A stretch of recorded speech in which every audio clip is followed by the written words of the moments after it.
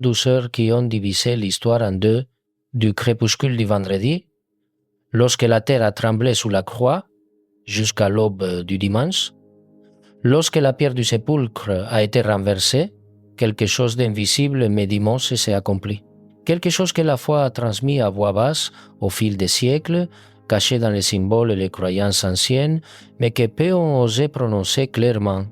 Un mystère si profond qu'il changera à jamais votre façon de voir la crucifixion. Alors que le corps de Jésus restait immobile dans le tombeau scellé, son esprit ne s'est pas immédiatement dirigé vers le Père, il n'est pas monté au ciel, il n'a pas cherché la consolation de la gloire. Au contraire, il est descendu vers les profondeurs de la terre, dans l'obscurité du monde des morts. Les Juifs l'appelaient Sheol, les Grecs l'appelaient Hadès. Mais pourquoi? Pourquoi celui qui avait déjà vaincu la mort devait-il encore l'affronter dans ses profondeurs mêmes? Que cherchait-il dans les ténèbres? La réponse se trouve dans des versets oubliés, dans des symboles prononcés par des millions de fidèles sans les comprendre, et dans des prophéties écrites des siècles auparavant qui se sont accomplies loin de la lumière du jour. Lorsque vous la découvrirez, vous comprendrez que la croix n'était pas la fin de la douleur, mais le début de la conquête. La véritable bataille ne s'est pas déroulée sous le soleil, mais sous la terre. Dans les régions où le mal régnait sans partage, Jésus n'est pas venu en tant que victime, mais en tant que guerrier. Il n'est pas descendu pour être puni, mais pour réclamer le trône que l'humanité avait perdu. Dans ces profondeurs invisibles où l'écho de la création ne parvient plus, il a défié le pouvoir de la mort et l'a détruit de l'intérieur. Aujourd'hui, nous descendrons nous aussi. Nous marcherons derrière lui, pas à pas, jusqu'au centre de l'abîme. Nous verrons ce qui s'est passé lorsque le silence régnait sur la terre et que le monde croyait que tout était fini, car sans ces 3 jours en enfer, la résurrection n'aurait eu aucun sens. Ce que vous allez entendre est le récit d'une opération spirituelle secrète, une incursion au cœur de l'ennemi, une libération cosmique qui a commencé dans l'obscurité et s'est terminée avec la lumière du matin. Peu avant de mourir, Jésus prononça des paroles que personne ne comprit avant la résurrection. Répondant aux pharisiens qui exigeaient un signe, il dit « De même que Jonas est resté 3 jours et 3 nuits dans le ventre du grand poisson, de même le Fils de l'homme restera 3 jours et 3 nuits dans le cœur de la terre. » Dans le cœur de la terre. Ce n'était pas une simple métaphore. Ces paroles contenaient une prophétie. Jésus n'annonçait pas seulement sa mort, mais révélait où son esprit descendrait. Des siècles plus tard, l'apôtre Paul en parla clairement. Avant de monter au ciel, il descendit dans les parties les plus basses de la terre. Avant de triompher dans la lumière, il combattit dans les ténèbres. Avant la gloire, il y eut une guerre invisible. En reliant ces passages, un secret oublié se révèle. Après la crucifixion, Jésus ne s'est pas immédiatement rendu auprès du Père. Il est descendu dans un lieu précis, réel, ayant un nom et une fonction dans le dessein spirituel du cosmos. Mais où est-il descendu exactement? Était-ce vraiment l'enfer? Et pourquoi y est-il entré? C'est là que le mystère s'épaissit. L'apôtre Pierre nous donne la clé. Il a écrit que le Christ, mis à mort dans la chair mais vivifié dans l'esprit, est allé prêcher aux esprits emprisonnés. Ces mots ouvrent une brèche. Jésus n'est pas descendu dans un vide, mais dans une prison grouillant d'âmes. Qui était-elle? Et quel message leur a-t-il apporté? Il n'est pas seulement allé les libérer, sa mission était plus grande, plus ancienne, plus formidable. Pour la comprendre, il faut revenir à la vision juive du monde des morts, aujourd'hui presque oublié. Les anciens l'appelaient Sheol. Lorsque la Bible a été traduite en grec, il est devenu Hadès, mais ni Sheol ni Hadès ne désignaient l'enfer éternel tel que nous l'imaginons aujourd'hui. Pour les Juifs de l'époque de Jésus, le Sheol était la demeure des défunts, un royaume d'attente où les justes et les injustes séjournaient jusqu'au jugement dernier. Tous ne souffraient pas, C'était le royaume du silence, pas nécessairement de la peine.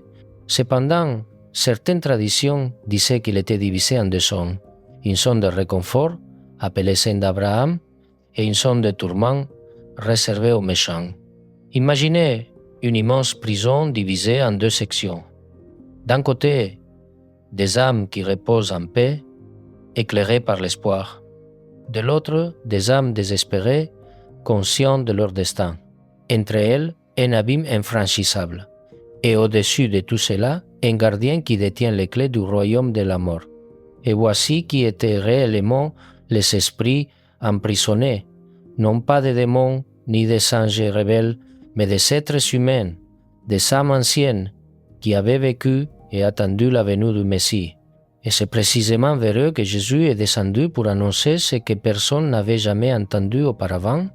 Ils étaient prisonniers, non pas parce qu'ils étaient mauvais, mais parce qu'ils étaient retenus dans le royaume de la mort.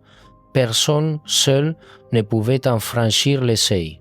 Même les justes y demeuraient, car avant le Christ, le chemin vers le ciel était encore fermé. Le péché originel avait scellé les portes du paradis, empêchant même les saints de l'Ancien Testament d'y accéder. Abraham, Moïse, David, les prophètes, tous attendaient dans le Sheol, dans la partie réconfortante, où il n'y avait ni douleur ni liberté. Ils attendaient que la dette du péché soit enfin payée, que quelqu'un rachète l'humanité entière au prix de son propre sang. C'est alors que Jésus, en esprit, descendit aux enfers, parmi ces âmes en suspens, et là, dit Pierre, il prêcha. Il n'y alla pas pour souffrir encore, car son agonie était déjà accomplie sur la croix. Sa descente était un acte de guerre, non de peine. C'était une mission secrète, une incursion dans les profondeurs d'un domaine hostile, gouverné par un gardien qui ne céderait pas sans combattre. Un gardien qui détenait l'autorité légitime sur ce royaume et qui devait être vaincu pour libérer les prisonniers. Ce gardien était Satan. La lettre aux Hébreux le déclare, il détenait le pouvoir de la mort, et avec ce pouvoir, il maintenait en esclavage tous ceux qui craignaient de mourir. Il n'était pas seulement un tentateur des vivants, mais le seigneur des morts. Son règne ne s'arrêtait pas à la vie terrestre. Il s'étendait au-delà des frontières, dans les profondeurs des ténèbres. Ceux qui entraient dans le Sheol tombaient sous sa juridiction, et personne, aussi saint fut-il, ne pouvait en sortir. Réfléchissez-y. Chaque être humain, du premier au dernier, juste ou pécheur, tombait sous l'autorité de Satan. Abraham était là, Moïse était là, David, l'homme selon le cœur de Dieu, était là. Les prophètes, qui avaient parlé par la bouche divine, étaient tous prisonniers dans la partie confortable, et Satan avait les clés. Il commandait les portes, décidait qui entrait et qui restait. Personne n'en était jamais sorti. La mort était une condamnation sans appel, un voyage sans retour. C'est dans ce royaume au cœur de l'ennemi que Jésus est descendu, non pas en tant que victime, mais en tant que conquérant, non pas avec des chaînes, mais avec autorité. Sa descente était une invasion, une déclaration de guerre prononcée dans le silence des profondeurs. Et c'est là que l'Apocalypse éclaire le mystère. Le Christ ressuscité proclame « J'étais mort, mais maintenant je vis pour les siècles des siècles, et j'ai les clés de la mort et du séjour des morts. » Ces clés, symbole de domination absolue, n'étaient plus entre les mains du diable. Quelque chose s'était produit pendant les 3 jours entre la croix et la résurrection. Un affrontement, une bataille, un transfert de pouvoir. La descente aux enfers fut un acte de conquête. Jésus dépouilla Satan de son autorité et lui retira ce qu'il avait volé à l'humanité. Mais pour comprendre pourquoi Satan avait ce pouvoir, il faut remonter au commencement au Jardin d'Éden. C'est là, au moment où Adam et Ève ont désobéi, que le péché est entré dans le monde et avec lui la mort. Paul l'écrit clairement, « Par un seul homme, le péché est entré dans le monde, et par le péché la mort, et ainsi la mort s'est étendue à tous les hommes. » Il ne s'agissait pas seulement de la mort physique, mais aussi de la séparation spirituelle d'avec Dieu, de l'esclavage sous l'autorité du tentateur. Satan, qui avait introduit le péché, devint légalement le détenteur de son effet, la mort. Dieu avait averti l'homme. Le jour où tu mangeras de ses fruits, tu mourras. Lorsque la désobéissance eut lieu, le jugement fut prononcé. Satan en revendiqua les droits en tant que celui qui avait provoqué la chute. Depuis lors, chaque être humain né d'Adam naquit sous la condamnation de la mort. C'était un cycle parfait d'esclavage. Naissance dans le péché, vie dans la tentation, mort dans le jugement et enfin esclavage dans le Sheol. Mais Jésus n'appartenait pas à ce cycle. Il n'était pas issu de la lignée d'Adam. Il était le Fils de Dieu, conçu sans péché, immunisé contre la corruption de l'homme déchu, pleinement humain, mais sans tache. C'est pourquoi la mort n'avait aucun droit sur lui. Cependant, pour la vaincre, il devait l'affronter. Le règne de la mort était une forteresse, et la seule façon de la pénétrer était d'en franchir les portes. Il a dit lui-même « Je donne ma vie pour la reprendre. Personne ne me l'enlève, mais je la donne de mon plein gré. » La mort pouvait retenir les pécheurs, mais elle ne pouvait pas retenir prisonniers les sans-péché. Lorsque Jésus est mort, il est entré dans le Sheol non pas en tant que condamné, mais en tant que juge. La mort n'avait aucun pouvoir sur lui, et Satan n'avait pas le pouvoir de le retenir. C'est pourquoi il a pu faire ce qu'aucun homme n'avait jamais fait, entrer dans le royaume de la mort et en sortir victorieux en portant avec lui les clés. Paul exprime cette victoire par des mots triomphants « Ô mort, où est ton aiguillon ?» L'aiguillon de la mort, c'est le péché, mais Christ, sans péché, l'a privé de sa force. Et il ne s'agissait pas seulement de la victoire sur la mort, mais aussi sur celui qui la gouvernait. Jésus a affronté le gardien, l'a dépouillé de son autorité et lui a pris les clés. Dans cette confrontation invisible, au cours des 3 jours entre la croix et la résurrection, s'est déroulé le plus grand duel de l'histoire du salut. Imaginez la scène. Le royaume des morts plongé dans le silence, les âmes qui attendent dans l'espoir ou le tourment. Soudain, une lumière perce l'obscurité. Ce n'est pas une lumière du monde, mais la présence du Fils de Dieu. Les murs du Sheol tremblent, Satan recule, l'Hadès lui-même vacille. Un ancien texte chrétien, l'Évangile de Nicodème, raconte cette descente dans des termes épiques. La lumière du Christ transperce les ténèbres, Satan tremble et les portes de l'Hadès sont brisées. Jésus saisit Adam, le soulève des ténèbres et le conduit vers la liberté. Même s'il s'agit d'un texte apocryphe, ce récit reflète l'essence même de ce que déclarent les Écritures. Le Rédempteur a triomphé. Paul décrit ce moment avec un langage militaire puissant. Il a dépouillé les principautés et les puissances et les a exposées publiquement, triomphant d'elles. C'est l'image d'un général victorieux traversant Rome en exhibant ses ennemis vaincus, enchaînés. Ainsi, le Christ a marché triomphalement sur les ruines de la mort, emmenant avec lui les âmes libérées et proclamant que le pouvoir de l'ennemi était fini pour toujours. Paul affirme que le Christ a fait exactement cela. Il a humilié publiquement les puissances spirituelles du mal, les exposant au regard de tout l'univers comme des vaincus. Après les avoir vaincus et leur avoir arraché les clés, le roi ressuscité a ouvert les portes du royaume des morts et libéré les prisonniers. Dans sa lettre aux Éphésiens, Paul cite un ancien psaume et écrit « Monté en haut, il a emmené avec lui des prisonniers en captivité. » Ces mots renferment un mystère profond. Il signifiait que Jésus a emmené avec lui les prisonniers de la mort, libérant les justes qui avaient attendu pendant des siècles dans le sein d'Abraham, ceux qui avaient cru en Dieu avant que le ciel ne s'ouvre. L'Écriture appelle le Christ les prémices de la résurrection. Ce n'est pas seulement un titre, mais une déclaration de puissance. Il a été le premier à vaincre la mort de manière définitive, et sa victoire garantit que tous ceux qui croient en lui la vaincront également. Cependant, avant de pouvoir être le premier ressuscité, il devait conquérir la domination même de la mort. Et cela a nécessité une bataille, un affrontement direct avec le gardien de l'abîme, une confrontation au cours de laquelle les clés de la mort ont été arrachées des mains du diable et placées entre celles du Fils de Dieu. La Bible ne décrit pas en détail comment cette guerre invisible s'est déroulée. Il n'y a pas de chronique de minutes ou de rebondissements, seulement le résultat final. Jésus a gagné, Satan a été vaincu et l'autorité sur la mort a changé de propriétaire. D'instrument du mal, elle est devenue instrument de rédemption. De condamnation, elle est devenue porte vers la vie éternelle. Mais une question a troublé les théologiens et les croyants pendant des siècles. Si Jésus est vraiment descendu aux enfers pendant 3 jours, comment a-t-il pu dire aux voleurs repentants sur la croix qu'il serait avec lui au paradis aujourd'hui même? N'y a-t-il pas là une contradiction? En réalité, tout s'éclaircit si l'on comprend ce que signifiait le mot paradis pour les Juifs du 1er siècle.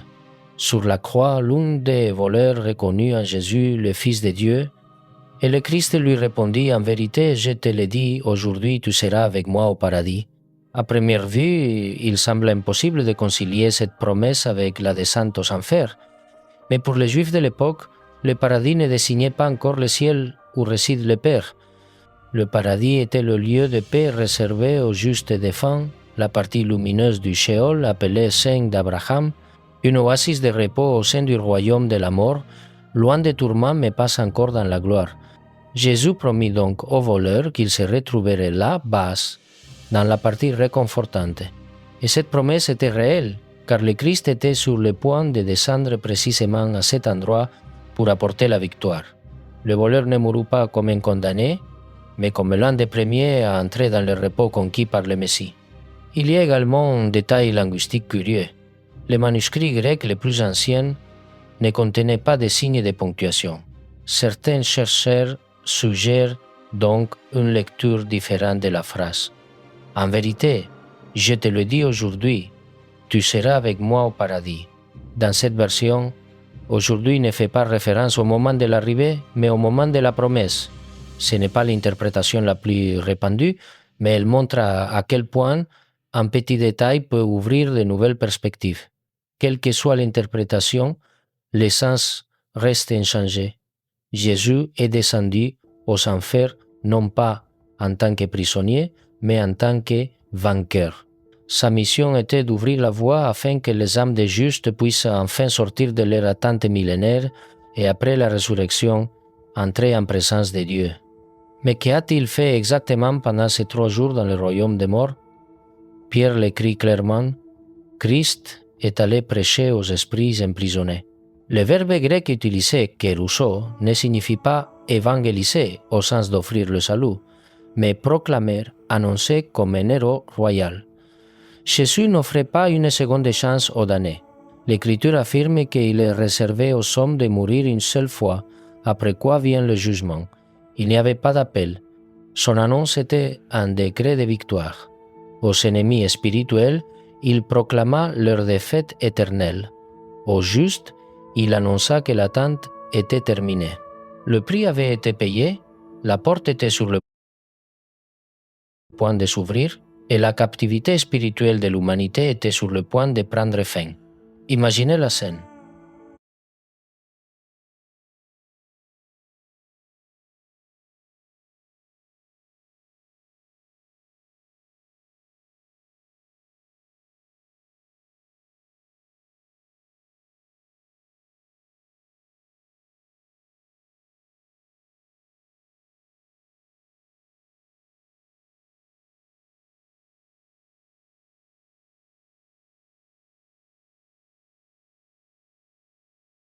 Abraham, qui avait cru contre toute espérance, attendait depuis 2000 ans. Moïse, qui avait parlé avec Dieu sur la montagne depuis 1500 ans. David, le roi poète, depuis 1000 ans. Les prophètes qui avaient annoncé la venue du Messie le voyaient maintenant de leurs propres yeux. Et Jésus proclamait « Je suis venu vous libérer. La dette a été payée. La mort ne peut plus vous retenir. » Mais tous n'ont pas entendu ces paroles réconfortantes. Dans l'autre moitié de l'Hadès, parmi ceux qui avaient rejeté Dieu, la proclamation était différente. Ce n'était pas une annonce de grâce, mais de jugement. Pour eux, l'arrivée du Christ ne signifiait pas le salut, mais la confirmation que leur condamnation était définitive et que le pouvoir de leur Seigneur avait été brisé à jamais. Jésus n'offrait pas le salut à ces âmes car leur destin était déjà scellé. mais il leur annonçait que l'ordre cosmique était en train de changer pour toujours. Et dans les profondeurs de l'Hadès, il n'y avait pas que des âmes humaines. Il existait un autre groupe de prisonniers plus anciens et plus terribles. Les Écritures en parlent avec discrétion mais avec clarté. Dans les zones les plus sombres du Sheol, dit la deuxième lettre de Pierre et confirme la lettre de Jude, se trouvaient des anges déchus, des êtres célestes qui avaient abandonné leur place et violé la frontière entre le ciel et la terre à l'époque de Noé. La Bible affirme que Dieu les avait confinés dans les ténèbres, enchaînés avec des liens éternels en attendant le jugement dernier. Ils n'attendaient pas la rédemption, mais la condamnation. Ils s'étaient détenus dans un lieu séparé et un abîme de ténèbres pures, loin même du sein d'Abraham. Lorsque Jésus descendit aux enfers, sa présence n'éclaira pas seulement la demeure des justes, mais atteignit également ces prisons oubliées où le temps lui-même semblait s'être arrêté. Il n'est pas venu pour offrir le pardon, mais pour proclamer un jugement définitif. Leur chef avait été vaincu. Satan, celui qui avait autrefois mené la rébellion dans les cieux, était désormais déchu. Imaginez ce moment. Ces esprits anciens, enchaînés dans les profondeurs depuis des siècles, perçoivent une lumière qu'aucun d'entre eux n'avait jamais vue. Et devant eux apparaît le Fils de Dieu non pas comme une victime, mais comme un vainqueur. Non pas comme l'un des damnés, mais comme le nouveau Seigneur de la mort. Le message était sans équivoque. La guerre était terminée, la rébellion écrasée, le jugement désormais irrévocable. Les chaînes qui les retenaient ne seraient pas brisées, mais scellées à jamais. C'était le moment où même les puissances célestes comprirent que leur domination était terminée. Et les pères de l'Église ne furent pas les seuls à interpréter ainsi ces mystères.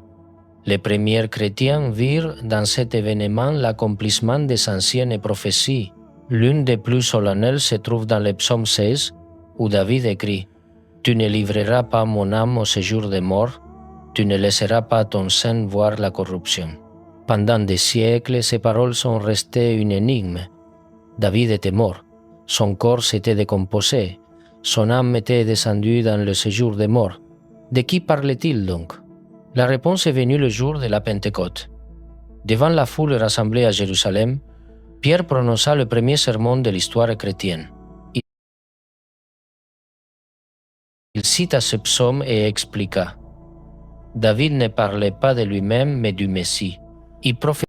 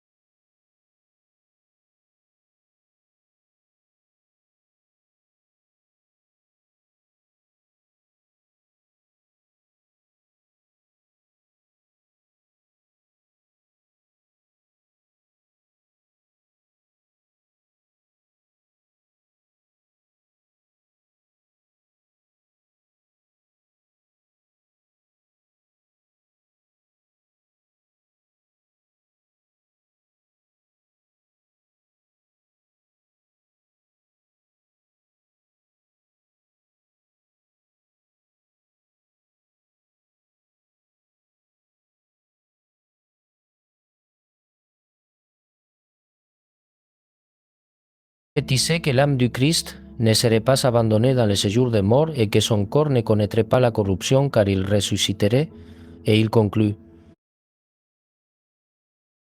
Jésus de Nazareth est ce Messie. La résurrection en est la preuve. Observez les détails. La prophétie ne dit pas seulement que le Messie ressusciterait, elle dit que son âme ne serait pas abandonnée dans le Sheol. ce qui signifie qu'il y est vraiment descendu. Il est entré dans le royaume des morts, mais il n'y est pas resté. Il n'a pas été retenu ni vaincu. Il en est sorti vainqueur, emportant avec lui les clés du pouvoir. D'autres textes en parlent comme d'une bataille titanesque. Paul, dans sa lettre aux Colossiens, utilise des images militaires puissantes.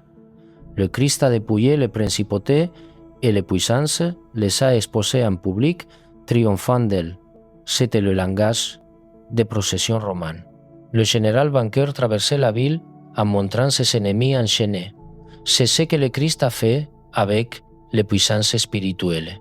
Il les a privés de leur force et a montré au monde que le règne de la mort était tombé, et quand il est ressuscité, quelque chose d'encore plus extraordinaire s'est produit. Paul écrit « Monté au plus haut, il a mené avec lui des prisonniers en captivité ». C'est une image tirée du psaume 68, où un roi victorieux revient de la bataille en emmenant derrière lui ceux qu'il a libérés. Appliqué à Jésus, cela signifie qu'il n'est pas revenu seul. Il a emmené avec lui les âmes des justes qui avaient attendu la promesse. Abraham, Moïse, David, les prophètes, tous ceux qui avaient cru en la venue du Messie. L'Hadès ne pouvait plus les retenir, car les clés n'appartenaient plus à l'ennemi.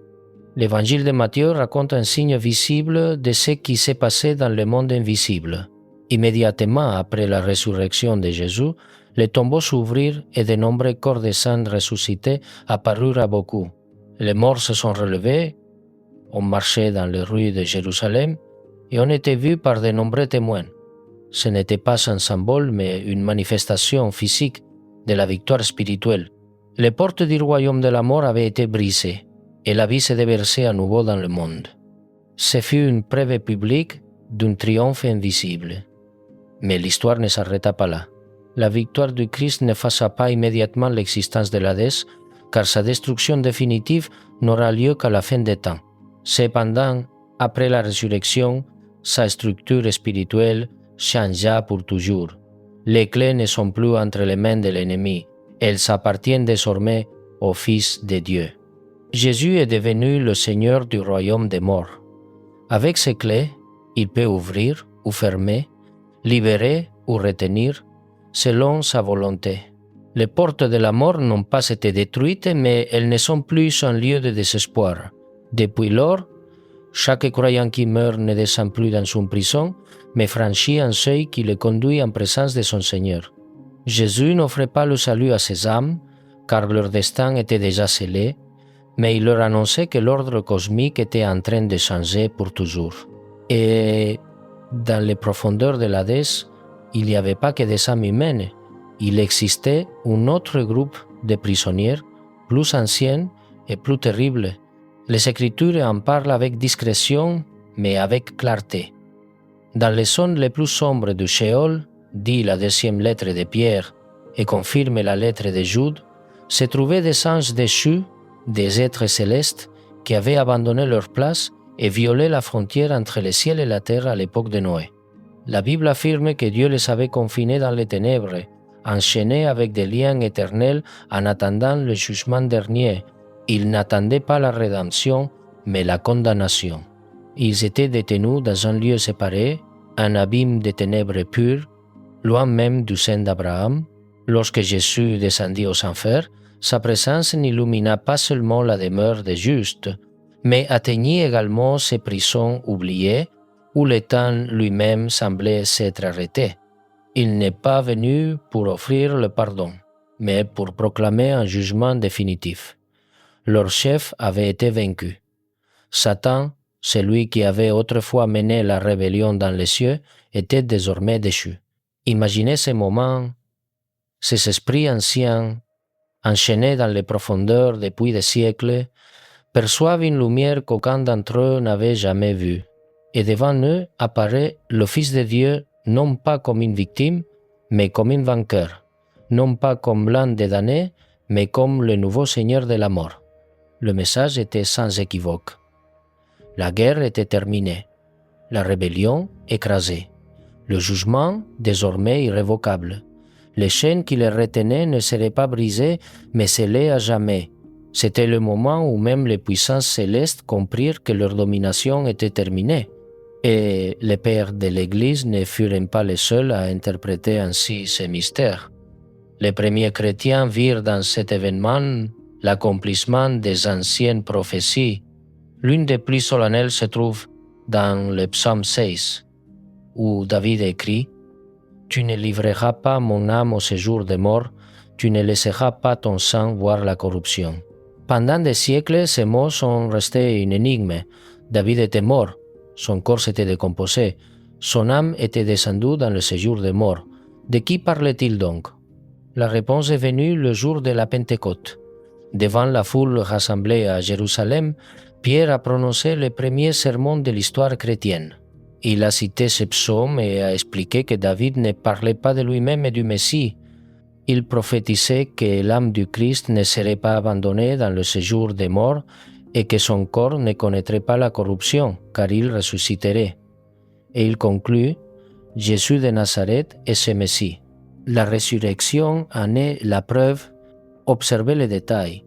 La prophétie ne dit pas seulement que le Messie ressusciterait, elle dit que son âme ne serait pas abandonnée dans le Sheol, ce qui signifie qu'il y est vraiment descendu. Il est entré dans le royaume des morts, mais il n'y est pas resté. Il n'a pas été retenu ni vaincu. Il en est sorti vainqueur, emportant avec lui les clés du pouvoir. D'autres textes en parlaient comme d'une bataille titanesque. Paul, dans sa lettre aux Colossiens, utilise des images militaires puissantes. Le Christ a dépouillé les principautés et les puissances, les a exposées en public, triomphant d'elles. C'était le langage des processions romaines. Le général vainqueur traversait la ville en montrant ses ennemis enchaînés.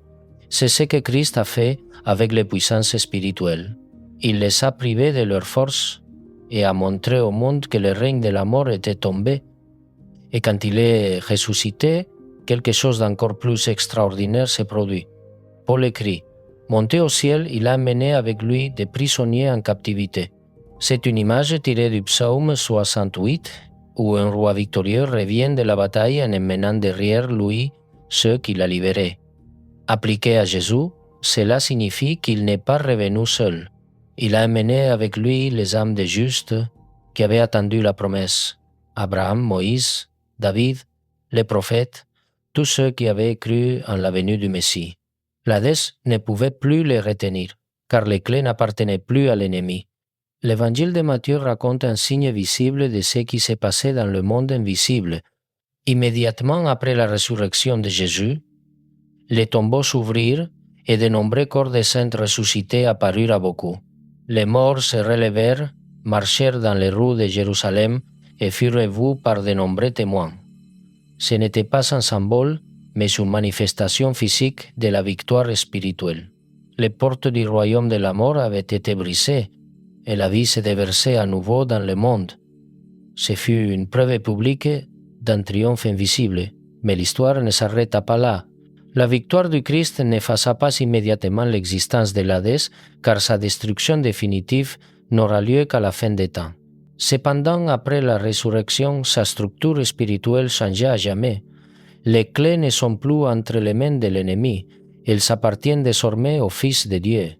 Jésus est devenu le Seigneur du royaume des morts.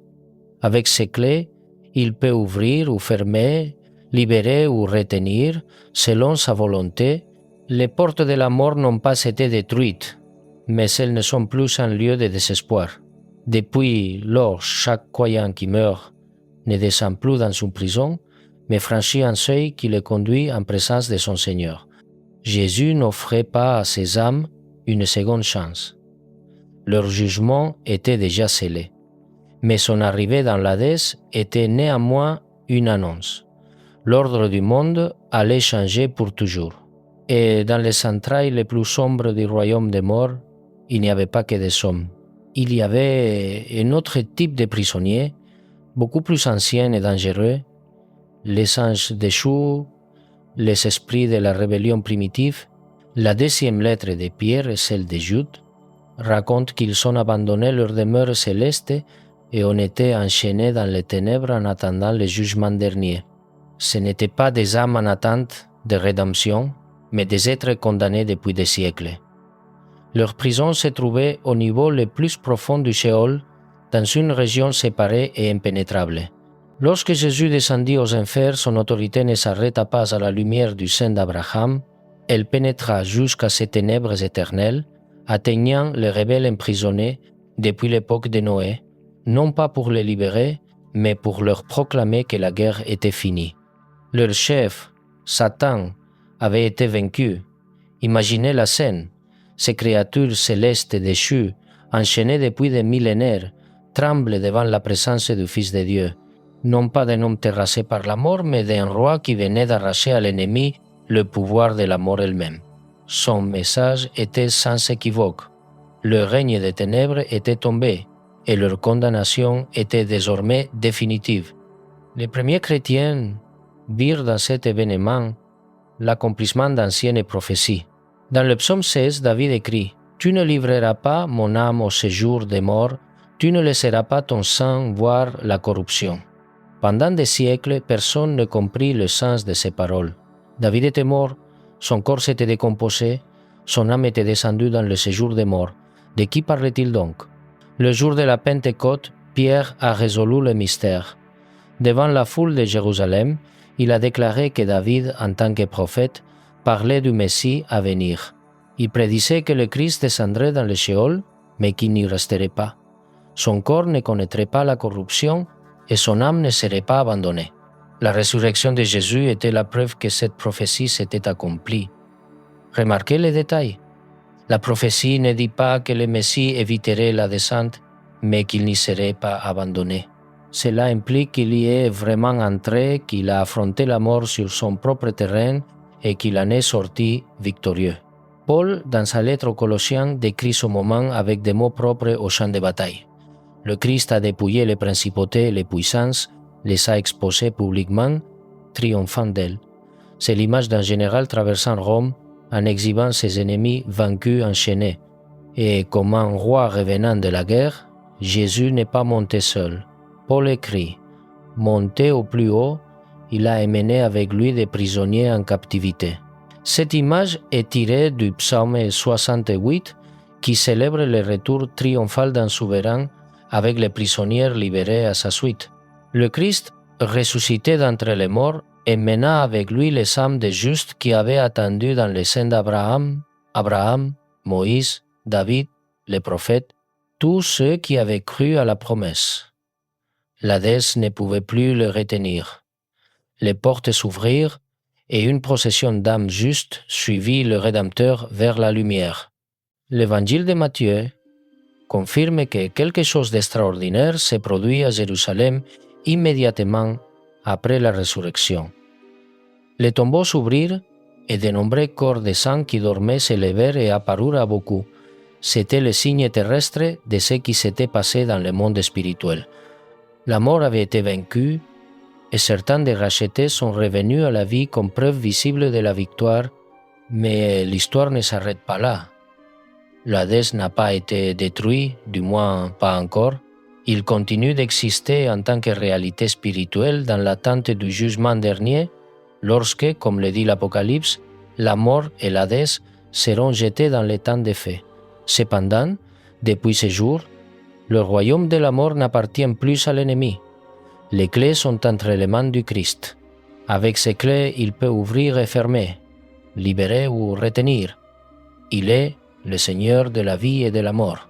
Et depuis lors, pour ceux qui croient en lui, mourir ne signifie plus descendre en prison, mais franchir le seuil qui mène à la présence de leur Sauveur.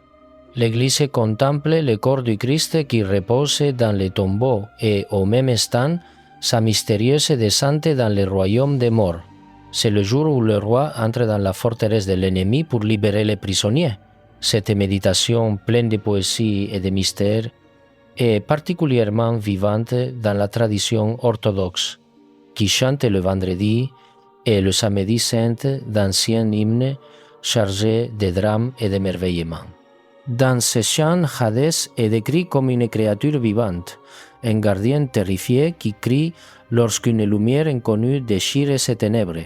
Il croyait avoir dévoré un homme, mais il découvre qu'il a accueilli le Créateur de la vie. Les chaînes se brisent, les portes de bronze cèdent, les fondations même de l'enfer tremblent. Ayant reçu à mort, je pensais avoir englouti un mortel, dit Hadès, mais je n'ai pas pu contenir ta puissance. C'est le poème avec lequel l'Église primitive raconte la conquête de l'enfer, la victoire chantée dans la nuit la plus sombre de l'histoire. Pendant la veillée pascale, ce mystère prend vie dans la liturgie. Le cierge pascal, symbole du Christ ressuscité, illumine la nuit, sa lumière se répand parmi les bougies des fidèles et l'Église sombre s'illumine lentement. C'est le signe visible de la lumière du Christ qui pénètre dans l'Hadès, déchire les ténèbres et libère les esprits prisonniers. Ce n'est pas seulement un rite, c'est du théâtre sacré, un langage symbolique par lequel les premiers chrétiens racontaient une vérité profonde. Jésus est descendu, a vaincu et est revenu victorieux. Ainsi, même si les détails théologiques peuvent varier, la foi reste la même depuis 2000 ans. Des paroles de credo aux hymnes qui sont encore chantées aujourd'hui à Pâques, l'Église proclame que la mort de Jésus n'était pas la fin, mais le début d'une mission de libération. Ces 3 jours ont été la conquête des profondeurs, la victoire silencieuse que nous célébrons aujourd'hui dans la lumière de la résurrection. Mais la question la plus importante est, qu'est-ce que tout cela signifie pour nous? Pourquoi devrions-nous nous intéresser à ce qui s'est passé dans ce royaume invisible il y a si longtemps? Parce que cette bataille menée dans l'obscurité a changé à jamais notre rapport à la mort. Le matin de Pâques, lorsque le tombeau a été trouvé vide, cela n'a pas marqué le début de la victoire, mais sa révélation. C'était la preuve visible d'un triomphe déjà remporté. Alors que le monde pleurait en silence, Jésus avait déjà renversé le royaume de la mort. Et tout comme Dieu agit souvent dans le secret, le Fils a également agi là où personne ne pouvait le voir, transformant la fin en un nouveau commencement. Depuis lors, la mort n'est plus un mur, mais un passage. Ce n'est plus un saut dans l'inconnu, mais une entrée dans la lumière. Si Jésus possédait les clés, cela signifie que personne ne meurt plus entre les mains de l'ennemi. La porte de la mort est désormais sous le contrôle du Sauveur, et ceux qui lui appartiennent n'entrent pas en prison, mais traversent un couloir vers sa présence. Paul explique avec des mots qui résonnent encore aujourd'hui avec puissance. Pour moi, vivre c'est Christ, et mourir est un gain. J'ai le désir de partir et d'être avec Christ, ce qui est de beaucoup mieux. Il n'y a plus d'attente dans un tombeau obscur, ni de captivité dans le Sheol. Les croyants qui meurent aujourd'hui sont immédiatement accueillis par leur Seigneur, car les portes de l'Hadès ont été brisées. L'auteur de la lettre aux Hébreux nous rappelle que grâce à cet acte de conquête, nous avons la pleine liberté d'entrer dans les lieux très saints par la voie nouvelle et vivante que Jésus a ouverte par son sang. Le voile a été déchiré, la voie vers Dieu est ouverte et le paradis n'est plus loin. Comprendre cela change notre façon de voir la mort.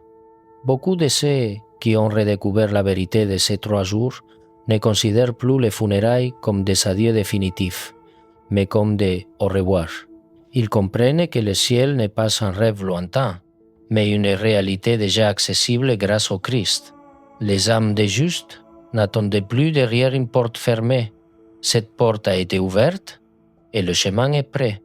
C'est pourquoi Paul peut s'écrier « Où est, ô mort, ton aiguillon ?» La mort a perdu son pouvoir de nous effrayer, car nous savons qui la gouverne. Lorsque nous perdons quelqu'un qui est mort en Christ, nous ne faisons pas nos adieux à une âme perdue, mais à une personne qui nous précède dans la présence du Seigneur. Et lorsque notre tour viendra, nous n'entrerons pas dans un abîme, mais dans une maison déjà illuminée. Car le Christ a les clés. Il est descendu aux enfers, a affronté le gardien de la mort, l'a vaincu et a ouvert la voie. Cette descente n'était pas un acte de souffrance, mais de conquête. C'était le pas nécessaire pour briser les chaînes de l'humanité et lui rendre le paradis perdu. Et c'est cela qui révèle la profondeur de l'amour divin, non pas un amour qui s'arrête à la croix, mais qui descend aux enfers pour sauver ce qui était perdu. un amour qui combat dans les ténèbres pour conduire l'homme vers la lumière, tout cela pour qu'aucun de nous n'ait plus jamais à affronter la mort seul. 3 jours, 72 heures qui ont changé le destin du monde. Du vendredi de la croix au dimanche de la résurrection, Jésus ne reposait pas en silence, il était en mission. Il est descendu au cœur de la terre, a conquis l'Hadès, a libéré les justes, a humilié les pouvoirs de l'enfer et en a brisé les portes. Quand il est sorti du tombeau, il n'a pas laissé seulement une tombe vide, il a laissé derrière lui un royaume détruit. La croix a payé le prix du péché, mais ces 3 jours dans les profondeurs ont remporté la victoire. Depuis lors, la mort ne parle plus avec une voix de terreur, mais avec la voix du roi qui détient les clés. Telle est la vérité que les anciens credos gardent précieusement. L'espoir que nous célébrons à Pâques est